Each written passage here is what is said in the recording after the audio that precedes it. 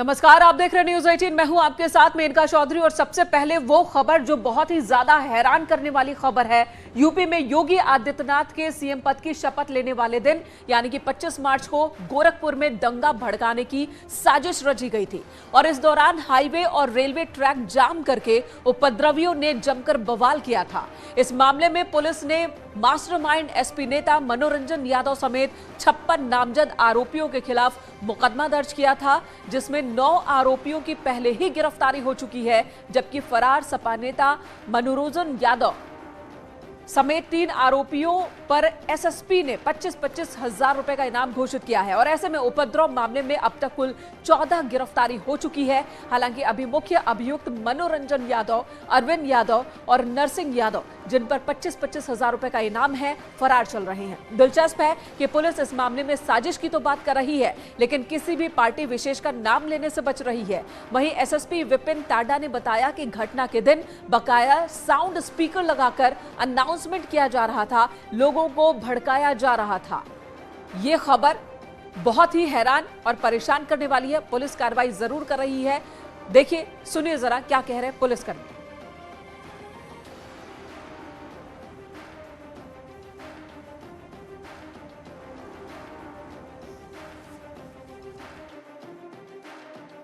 में एक शहीद के दाह संस्कार को लेकर, उसके सम्मान को लेकर कुछ लोगों ने जाम लगाया था और उपद्रव किया, जबकि परिवारजन उसके संतुष्ट थे।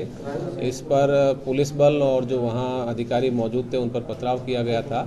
इसी में पुलिस ने गंभीर धाराओं में मुकदमा दर्ज करते हुए 6 मुकदमे दर्ज किए हैं, जिसमें से 5 जनता के लोग हैं जिन्होंने अपनी तहरीर दी है और एक पुलिस की तरफ से मुकदमा दर्ज किया गया है उपद्रवियों के खिलाफ। इसमें कार्यवाही करते हुए हमने अभी तक 14 लोगों को अरेस्ट किया है और इसमें से 9 जेल जा चुके हैं। 5 और अपराधी हैं जो जेल जा रहे हैं आज, और अन्य लोग जो हैं इनकी हम लगातार शिनाख्त कर रहे हैं।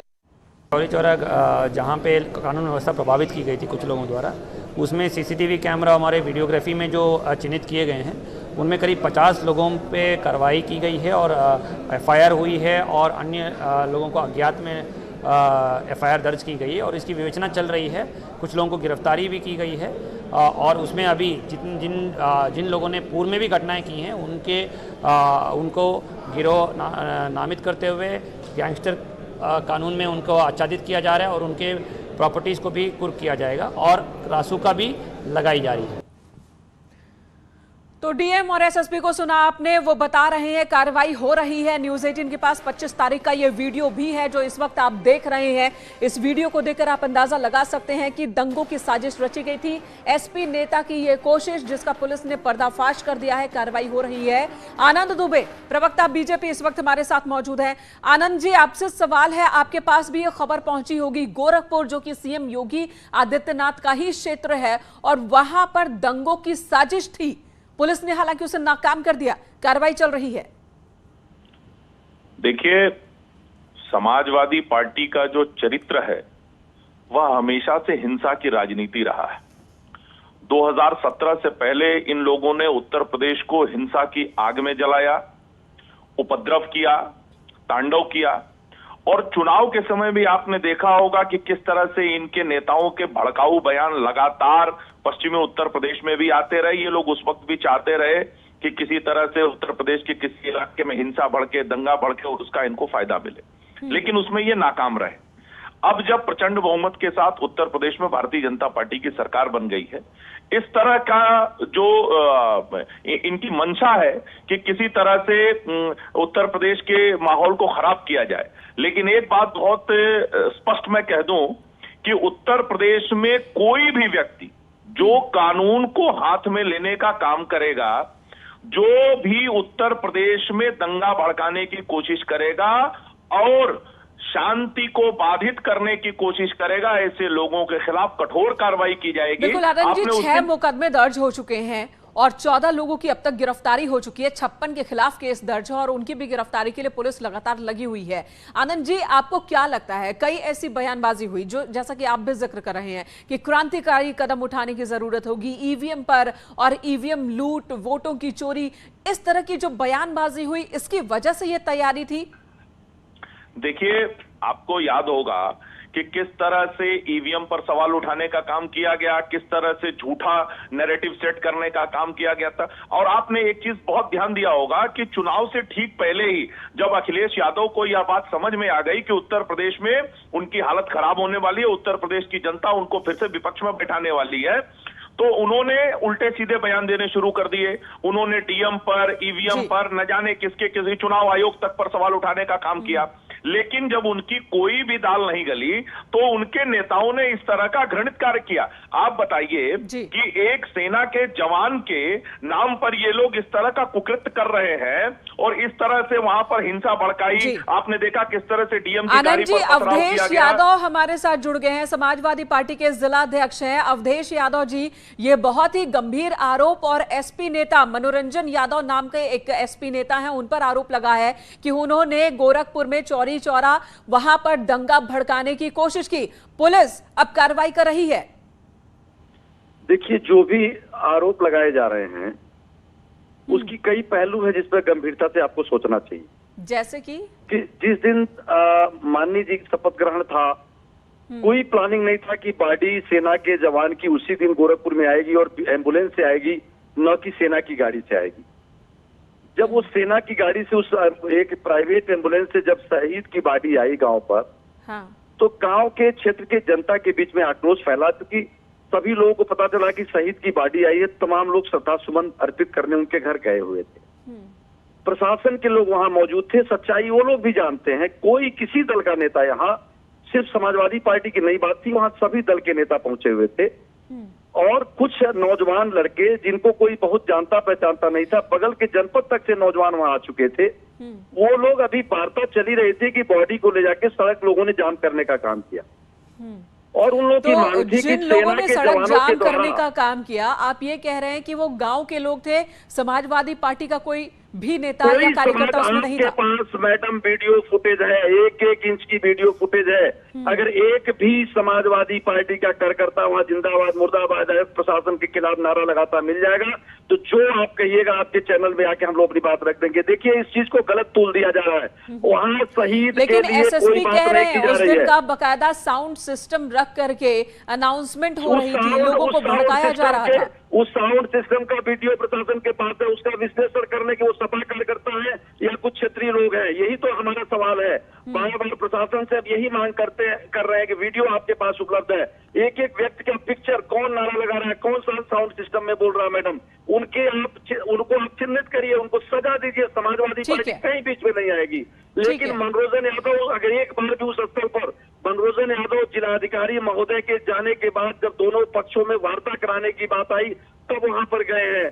विधानसभा अध्यक्ष, ठीक है अवधेश जी, आप दावे कर रहे हैं कि समाजवादी पार्टी का इससे कोई लेना देना नहीं है। एकदम समाजवादी पार्टी को मैडम ने कोई लीड नहीं किया। एक शहीद। ठीक है अवधेश जी, धन्यवाद इस वक्त हमसे बात करने के लिए। आनंद दुबे जी, आपका भी बहुत बहुत शुक्रिया इस वक्त बात करने के लिए। तो समाजवादी पार्टी साफ साफ कह रही है कि इस दंगे वाली साजिश से समाजवादी पार्टी का कोई लेना देना नहीं है।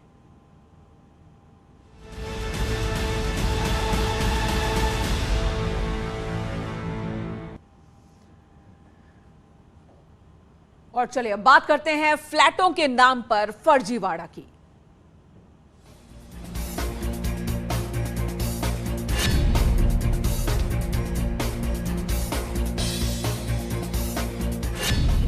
लॉजिक्स ले डूबा। सुपरटेक के दिवालिया घोषित होने के बाद अब लॉजिक्स बिल्डर भी दिवालिया घोषित होने की प्रक्रिया में शामिल हो गया है। सुपरटेक ने तोड़ा सपना। अजनारा को नोटिस। कैसे होगा आशियाना अपना?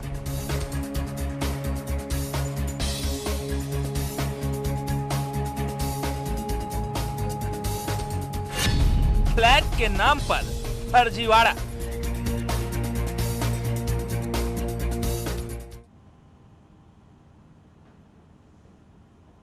नोएडा और ग्रेटर नोएडा में लोगों के घरों का सपना टूटता जा रहा है। बड़े बड़े बिल्डर के फेर में बायर्स फंसे हुए हैं। इसी कड़ी में नोएडा के लॉजिक्स बिल्डर को भी दिवालिया घोषित कर दिया गया। मामला सेक्टर 143 के लॉजिक्स ब्लॉसम जेस्ट का है। यह प्रोजेक्ट 2011 में शुरू हुआ था, लेकिन 11 साल बाद भी पूरा नहीं हो पाया। 14 टावर में 9 टावर का निर्माण पूरा नहीं हो पाया है। अब बायर्स को 5 अप्रैल तक फाइनेंशियल क्रेडिटर्स डिटेल फाइल करनी होगी, लेकिन यहां पर बायर्स की परेशानी बढ़ गई है। लॉजिक्स अजनारा ये वो प्रोजेक्ट जो पूरी तरह से फेल, और इन प्रोजेक्ट्स में जिन्होंने अपनी मेहनत की कमाई लगाई है उनका सपना अब चकनाचूर होता दिख रहा है। लॉजिक्स जेस्ट वो दिवालिया घोषित हो गया है, और दिवालिया घोषित होने के साथ ही उस पर जवाबदेही बहुत हद तक खत्म हो जाती है, और ऐसे में बायर्स क्या करें, ये एक बड़ा सवाल है। और अब आपको ग्राफिक्स के जरिए इस प्रोजेक्ट और लॉजिक्स बिल्डर की दिवालिया से जुड़ी बड़ी बातें बता देते हैं कि ये पूरा का पूरा प्रोजेक्ट क्या था, किस तरह से लोगों को चूना लगा है। सेक्टर 143 में 2011 में शुरुआत हुई थी ब्लॉसम जेस्ट प्रोजेक्ट की।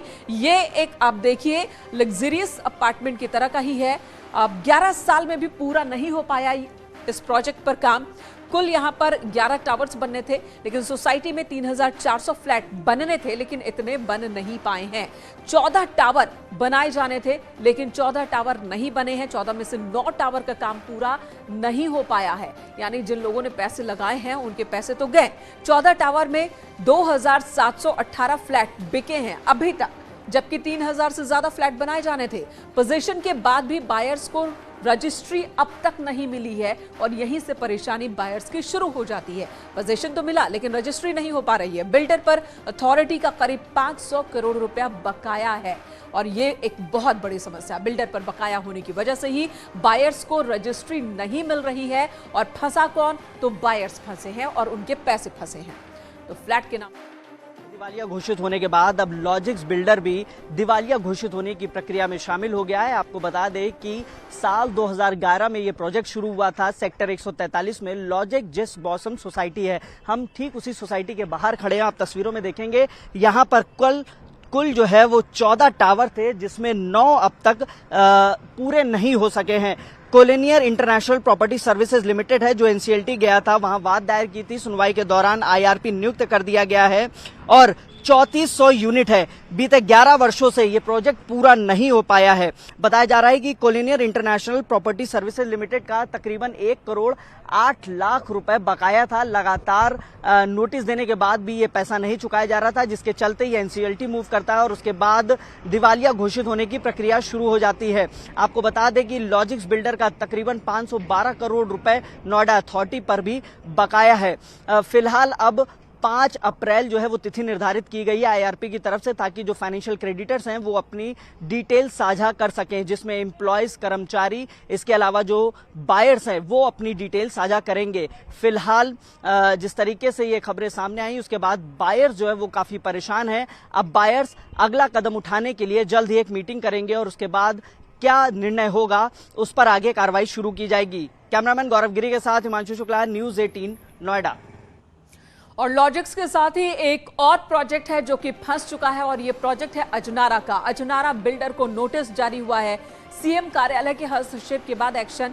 15 दिन में बिल्डर को जवाब देने के आदेश दिए गए हैं। कॉमर्शियल एक्टिविटी बंद करने के निर्देश दिए गए हैं। अधिकारी पर बिल्डर को शह देने का भी आरोप है। तो कॉमर्शियल एक्टिविटी बंद करने के निर्देश दिए गए हैं। अजनारा बिल्डर को ये नोटिस जारी हुआ है सीएम के हस्तक्षेप के बाद। सुपरटेक के बाद लॉजिक्स दिवालिया घोषित हुआ है। जाहिर सी बात है, वहां पर लोगों के पैसे फंसे, तो अजनारा को नोटिस जारी हुआ है कि कॉमर्शियल एक्टिविटी वहां पर बंद होनी चाहिए। बिल्डरों की हेराफेरी की वजह से नोएडा, ग्रेटर नोएडा में लाखों खरीदार 8 से 10 साल से फ्लैट का इंतजार कर रहे हैं। सुपरटेक से पहले 3C, Unitech, Amrapali, logics, JP के मामले भी दिवालिया प्रक्रिया में शामिल हो चुके हैं। अनुमान के मुताबिक करीब 2 लाख खरीदार बिल्डर प्रोजेक्ट्स में फंसे हुए हैं, जिनके मामले एनसीएलटी और सुप्रीम कोर्ट में लंबित हैं। इसके अलावा 1 लाख घर खरीदार रेरा और दूसरी अदालतों के फैसलों का इंतजार कर रहे हैं, अदालतों का चक्कर काट रहे हैं। हिमांशु शुक्ला हमारे सहयोगी इस वक्त हमारे साथ मौजूद है। हिमांशु, सबसे पहले तो आप जेस्ट के बारे में बताया, लॉजिक्स जेस्ट, ये भी दिवालिया घोषित हो गया। तो यहां पर 2700 खरीदार हैं जिन्होंने पैसे लगाए थे, उनके पैसे तो फंस गए। अब उनके सामने क्या रास्ता बचता है? क्योंकि जो बिल्डर हैं, जो प्रोजेक्ट चला रहे हैं, वो पैसे बायर्स से भी ले लेते हैं, वो पैसे बैंक से भी लोन ले लेते हैं, अथॉरिटी से भी ले लेते हैं और खुद को दिवालिया घोषित करवा लेते हैं। फंसते हैं तो बायर्स। आज की तारीख में जो बिल्डर एक हथियार के तौर पे इस्तेमाल कर रहे हैं कि खुद को दिवालिया घोषित कर लिया जाए, उसके लिए क्या करना चाहिए? बेसिक चीज़ है कि पेमेंट नहीं करना, और पेमेंट नहीं करने के बाद आदमी एनसीएलटी मूव करता है। जब एनसीएलटी मूव करता है तो एनसीएलटी सुनवाई करते हुए आईआरपी नियुक्त कर देता है। ऐसे में बिल्डर का जो मैनेजमेंट होता है, अब वो कोई भी निर्णय नहीं ले सकता है, सारा ओवरटेक आईआरपी कर लेता है, जिसको एनसीएलटी नियुक्त करता है। ऐसे में बिल्डर अपनी सारी जिम्मेदारियों से मुक्त हो जाता है, सारा टेक ओवर आईआरपी ले लेता है। और जो अंतिम में फंसते हैं वो फंसते हैं बायर्स। जाहिर तौर पे बायर्स अपने जीवन भर की जो कमाई है वो लगा देते हैं, जीवन पूंजी लगा देते हैं घर, एक आशियाना बनाने में, और उसके बाद जब इस तरीके की चीज़ें सामने आती हैं तो बिल्डर को निराशा हाथ लगती है, जेब से पैसा चला जाता है, ईएमआई भरनी पड़ती है, तमाम समस्याएं सिर्फ और सिर्फ बायर को झेलनी पड़ती हैं। जी, और उसके बाद का जो प्रोसेस होता है वो कितना लंबा होता है? एक बार अगर अदालत के चक्कर शुरू हो गए तो लगभग कितना लंबा होता है? रेरा का भी इसीलिए गठन किया गया था कि बायर्स को चूना ना लगे, नुकसान ना हो, और वो भी यहाँ बहुत ज्यादा कामयाब होता नहीं दिख रहा। एक ब्रेक का वक्त है। आपको एक टेक्निकलिटी भी बताना चाहूंगा। धारा 14A के तहत जब आईआरपी नियुक्त कर दिया जाता है तो आईबीसी जो बैंकरप्सी लॉ है उसके तहत धारा 14 होती है। 14 के तहत जितने भी मामले होते हैं वो फिर चाहे इनकम टैक्स में हो या अन्य कहीं विभाग में हो या फिर यूपी रेरा में ही क्यों ना हो, ऐसे सारे ठीक है। मुंबई के बिल्डर समरजीत उर्फ समय चौहान हत्याकांड के 2 आरोपी को यूपी एसटीएफ ने गिरफ्तार किया है। यूपी एसटीएफ ने वाराणसी से शूटर राहुल शर्मा उर्फ राम और अभिषेक सिंह उर्फ अंकुर को गिरफ्तार किया। 26 फरवरी 2022 को मुंबई के विरार में बिल्डर समरजीत यानी कि समय चौहान की हत्या हुई थी। गिरफ्तार शूटर राहुल और अभिषेक दोनों वाराणसी के ही रहने वाले हैं।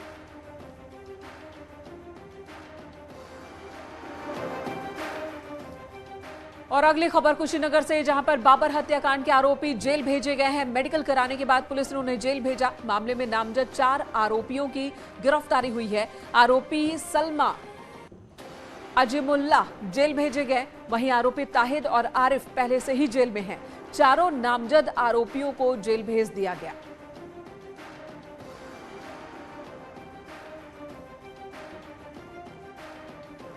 न्यूज़ 18 पर खबरें जारी हैं। रुकेंगे एक छोटे से ब्रेक के लिए।